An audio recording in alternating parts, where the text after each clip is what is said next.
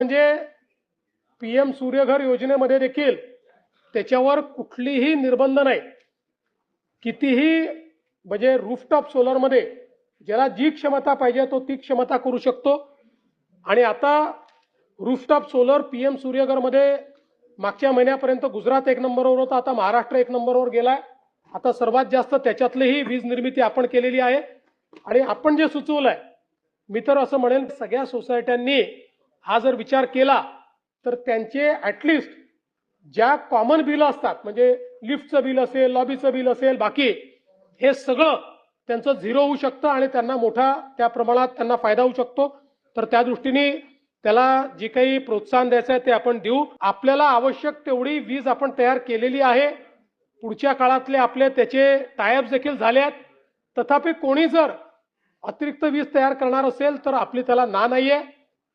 फक्त आपल्याला आवश्यक जी वीज होती त्याच्यामध्ये सेंट्रल फायनान्शियल असिस्टन्स सीएफए आपण देत होतो. आता सीएफए जेवढ्या मेगावॅटला आपल्याला मिळणार होता तेवढे मेगावॅट वीज आपण तयार करून चुकलो आहोत.